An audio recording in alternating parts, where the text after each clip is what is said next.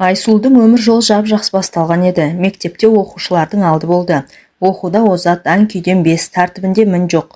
15-16-ға келгенде бәдені айқындалып, сыланып шыға келді. Кеш батса болғаны, мұның үйінің маңайы ысқырған боз балаға толып кетеді. Шешесі ысқырмаңдар, іштеріңе жел толды ма деп қолына түскен нәрсемен төбет мұрт жеткіншектерді қуумен әлек.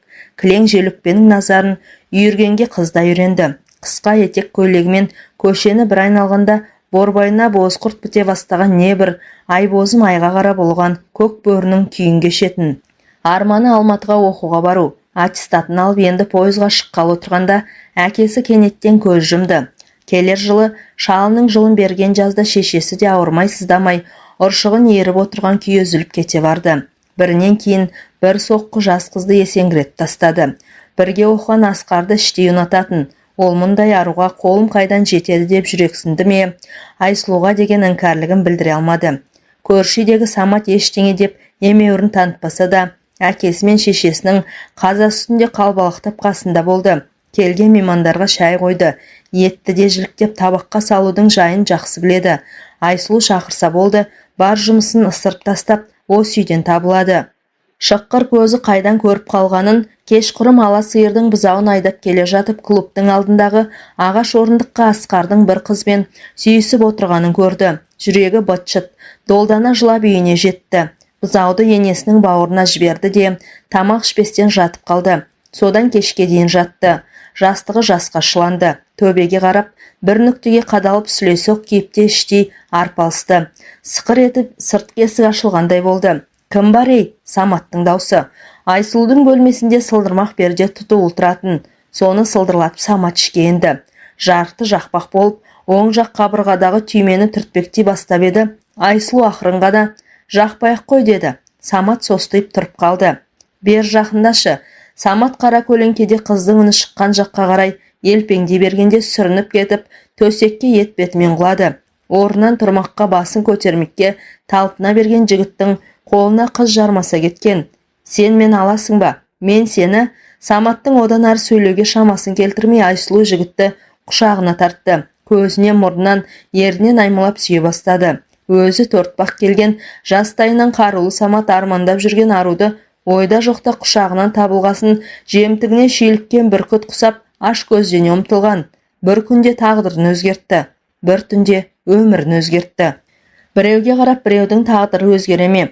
Бейімбет Майлиннің Шұғаның белгісі атты әңгімесінде әуре боп неге бітті ажар көрік деген өлең жолдары бар ғой. Құдды сол тәрізді Алла тағалада Айсұлуға айрықша ажар көрік сыйлаған еді. Нағыз ай қабақ алтын кірпік қызыл ерінің өзі.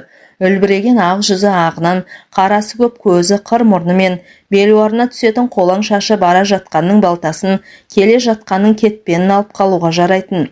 Айсұлу Саматқа тұрмысқа шығып кетіпті деген хабарды естіген күннен бастап Асқар араққа салынды. Ауылдағы кешкі отырыс той томалаққа барып жүріп, Самат та ахаңды сілтейтін болды. Қызғаныштан Айсұлудың бетіне әлдебіреу сәл қарап қалса болды, Самат шиыршық атып шыға келеді. Көзі ақиланып, 200 грамдық қырлы стақанға толтыра қойылған арақты аранына жөнелтеді. Содан ұлан айғай, бақпырт төбелес басталады. Отырыстың шырқы бұзылады. Біртіндеп Айсұлу ондай жерге бармайтында болды. Бойына піна біткелі келіншек өзгеше ермек тапты. Магнитофоннан әдемі музыка тыңдайды. Көркем кітаптардың бірінен соң бірін тауып тастайды. Әсіресе өлең оқығанды жақсы көреді. Бұрынғыдай той томалақ отырыстарға бармаған соң Саматтың да шаруасы оңала бастады. Совхозға келген су жаңа водовозы астында ферма меңгерушісімен бірге малшыларды аралауға кетеді. Жүргенге жүрге мілінет дегендей, кейде барған жерінен бір қойдың етін, сиырдың бір жілігін ала келеді. Келіншегінің аяғы ауырлағанына іштей қуанып жүрсе керек. Бір күні ауданға барып әдемі коляска сатып әкелді. Қоя тұрмадың ба? Ырымға жаман деп шешем айтушы еді. Ырым-пырымыңды білмеймін. Осыдан ұл тусаң атын Ахат қоямын. Ахмат Саматович болады. Совхоздың директоры болады. Өзің көлік айдайсың. Рульде жүргенде ішпей-ақ қойсаң болмай ма? Енді кішкене нетіп, нетпейтін күнің бола ма осы? Айсұлудың даусы қатайған сәттен Самат сырғақтап зыта жөнелді. Сыйлаған шығар, сүйгендіктен бе?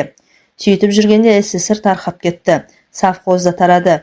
Дүние мүлік жекешеленіп бөліске түсті. Саматтың водовозы Асқардың оң жамбасына бұйырды. Шарасыз еркектің қолынан не келеді? Шуден басқа не? Есіктің алдындағы қоқыс тастайтын бөшкеде босап қалған шөлмектер көбейді. Қырсық бір айналдырса шыр айналдырады. Бір күні ойда жоқта үйдің маңына гүр етіп бір мәшіне келіп тоқтады. Күйеуім келген шығар деп алаңдай басып, сыртқы есікке беттеген. Келген Асқар екен, қызу. Айсұлу, мен саған өлердей ғашықпын. Асқар, үйіңе бар, көршілерден ұят болады. Ұят миятының әкесін аузын ұрайын. Сүйемін деп, жақсы көремін деп айта алмадым. Енді айтамын. Мен тұрмыстамын, аяғым ауыр. Білем бәрін. Еркек таппағандай сен Саматқа неге шықтың, а? Өлтірейін бе оны? Асқар, қой деймін, елден ұят. Ойнастарыңның үстінен түстім бе? Қайдан шыққаны белгісіз, сайтандай сап етіп Самат та келе қалды. Келе Асқарға тұра ұмтылды. Нақ әкеңнің аузын, нағыз оңбаған екенсің, ұсталдың ба бәлем? Мен жай келдім, қазір кетем. Иттің баласы, қолыңда өлейін, біреудің қатынында нең бар?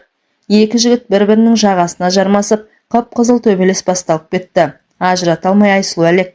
Екеуінің де бет-аузы шыт-пыт болды. Саматтың сойдақтысының бірі түбінен сынып сырт етіп есік алдында жатқан қаңылтыр итаяққа түсті. Асқардың көз алды көк күмбек болып, оң қабағы жарылды. Қойыңдар, тоқтатыңдар, қалың елге масқара болдық қой деп Айсұлу жылап жіберді. Айсұлудың жылағанын көріп Асқар шегіншектеп, көлігін оталтырып үйіне қарай жылыстады.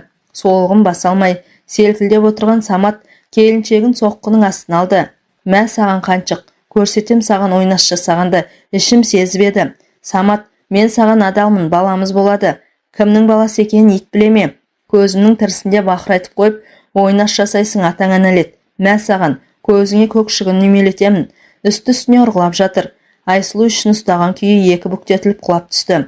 Қатты ашудан көзіне қаны үйілген Самат жас әйелдің ішінен теуіп тастады. Көрші Егеубай ақсақалдың ескі москвичмен есінен танып қалған Айсұлуды Самат аудандық ауруханаға апарады. 3 сағат реанимация бөлімшесінің алдында көзінен жас сорғалап күтсе керек. Көк қалатының түймесін ағытып, реанимациядан шыққан дәрігер сұсты жүзбен, оқты көзбен Саматқа қарады. Сіздің әйеліңіз бе? Дәрігер жағдайды қалай, тірі ме? Бала ше?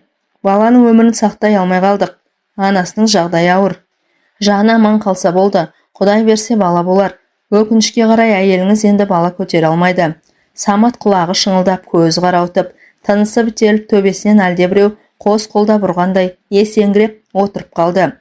Сіз неткен сұлусыз, айдай сұлу Айсұлу, жан дүниесі Байсұлу, осыған дейін ауылда көрінбей жүрген Қайсұлу, үстіне ала пиджак киген алқызыл галстук таққан ақын, ауданға келген құрметті мимам рюмкаға мемілдете қойған коньякты тік тұрып тартып жіберді. Тіспасарға үстелдің үстінен бірдеңе іздеп еді, әбден кісі күтіп әккі болып қалған-ау. Аудан басшысының орынбасары шанышқыға бір түйір қазы мен қиярды қоса түйреп, мәртебелі мейманның аузына тоса қойды. Толық шарайына шайнамастан қылықтып жұта салғанын ақын қойын кітапшасын суырып алып тамағын кенеді. Ақиқатты айтсын деп тіл берілген, солай емес пе? Сіздей сұлуға арнаған жырым, рұқсат етсеңіздер оқып берейін. Оқыңыз, мұндай сұлу жанға жыр түгілі өмірді де арнауға болады. Зәмәкім зуылдатып жатыр. Так, оқиын. Осындай әдемі қыздарға өлең арнамасам несіне ақын болып жүрмін. Жанарың жауһар, жүзің гауһар жарығым, ақ дидардан тектілікті таныдым. Періштедей үлбірейді ақ жүзің, сенсіз мынау өмірімнің бәрі мұң. Қалай, керемет емес пе? Сізге поэма арнағым келеді.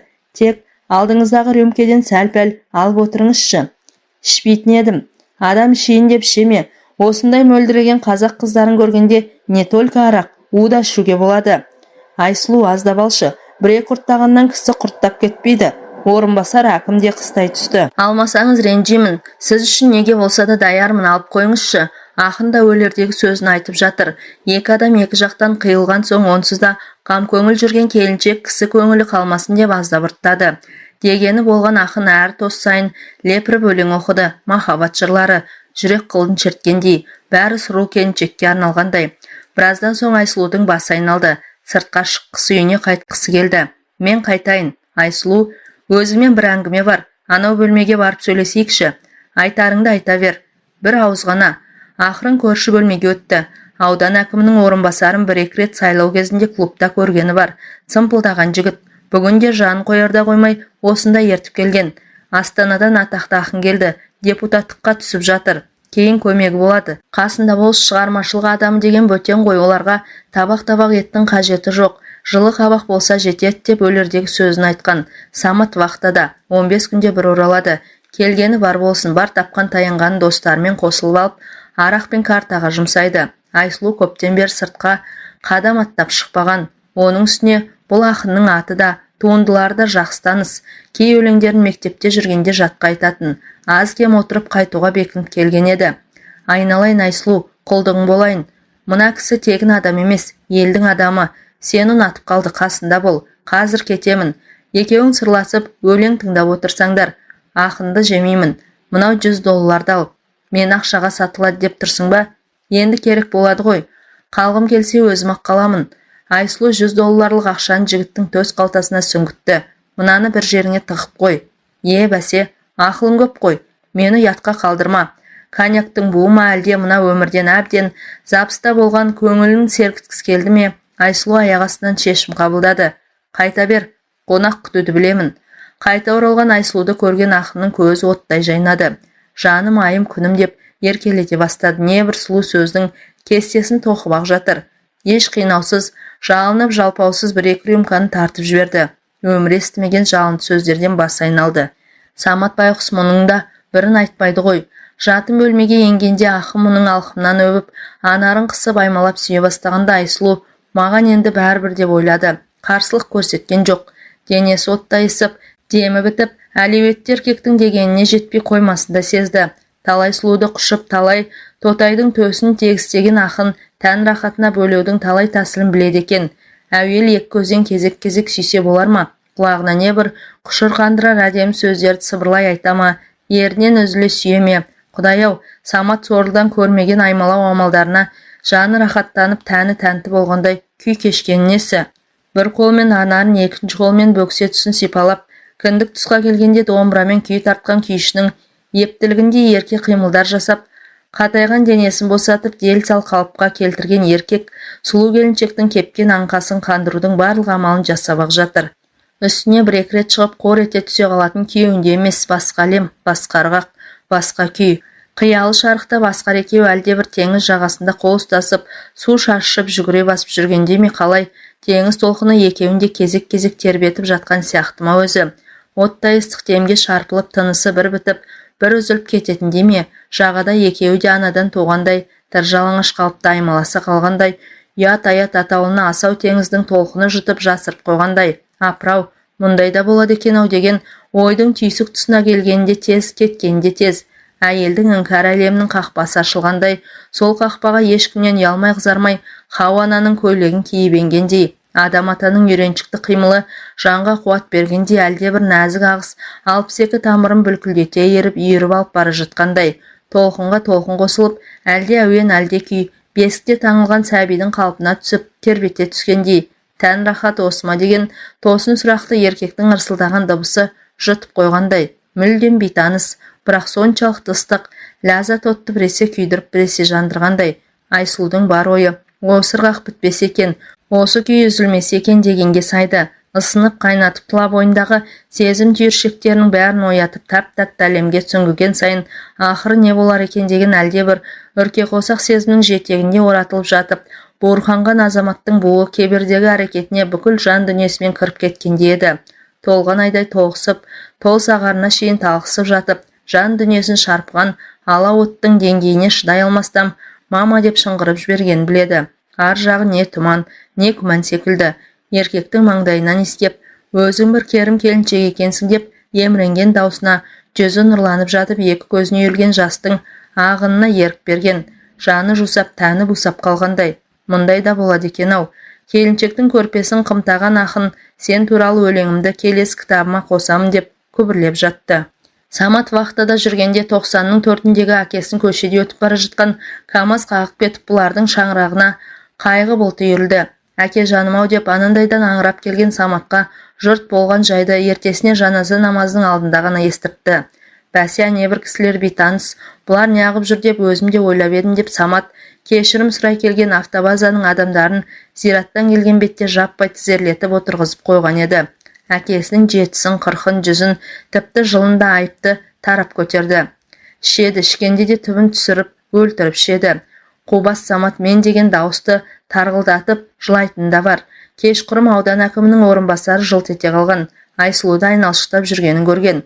Ол байқұс күйеуім не дейді дегендей Саматтың жүзіне имене қараған. Барып кел, аты сұрағың өтіп кетеді деп Самат бұлш еткізген. Тек Құдай үшін ішпеші. Бір үйден бір адам ішсе де жетпей ме? Ол да біледі. Білгенде қайтеді. Кейде тапқанынан 1000 теңге бере тұршы деп шиланын ақтарып сүмейтінін қайтерсін. Айсұлу әр отырыстан қызара бөртіп оралады. Кейде аяғын баса алмай, буын-буыннан әл кетіп, қылжаң тартып қайтады. Жоғары жақта мейман келді десе болды. Зам әкім жетіп келеді. Неге екен белгісіз. Мейман келді деген хабарды естіген сайын селт етіп, баяғы ақынды іздейді. Оны парламент депутаты ретінде теледидардан 2-3 рет көрген. Ақиқатты айтсын деп тіл берілген деп саңқылдаған даусын соңғы рет естіген Айсұлу ғана шығар. 5 жыл депутат болып жүріп, елдің жайы туралы бір ауыз сөз айтпай-ақ кетті. Бірінен кейін бір кітап шығып та жатыр. Айсұлуға арналған бір өлеңі жоқ. Айсұлу оңашада отырып алып, айнаға қарайды. Баяғы ажар көрік солғын тартқан, жүзін мұң басқан. Мына дүниеде ешбір қызық қалмағандай, ішкі күйікті коньяктың қышқылтым дәм басатындай. Мәртебелі меймандардың бәрі де келіншектің сұлулығына қызыққыш. Бұрын әйел затын көрмегенде еліккіш. Оралының барында ойнап күлу негізгі кәсібіне айналғасын, қожалғанның мәжнүн талының жапырақтары да жылым-жылым. Асқар сол күйі үйленбеді. Астанаға құрылыс бригадасымен жұмысқа кетті. Аз-маз табысын араққа жұмсайды. Әбден қызған кезде айтатыны бір-ақ ауыз сөз. Деген құстың ұясын көрдің бе? Саматта еш жоқ. Оған да бәрібір секілді. Аузынан арақ иісі бұрқырап отырып, жаңа әлгінде айтқан сөзі: әй қатын, енді мына 90-дағы шешемді де жолдың бойына шығарып қойсақ қайтеді. Олай-бұлай өткен КамАЗ қағып өтсе жерлеуге керекті жарақ жабдықтың бәрін реттеп алар едік. Теледидардан осыған дейін 10 шақты орыс патшасының басын жұтқан Алла Пугачева әндетіп жатыр. Жизнь невозможно повернуть назад. Бұралаң болса да өмір жолын кері бұрудың еш амалы болмағаны ма? Әңгіменің соңы.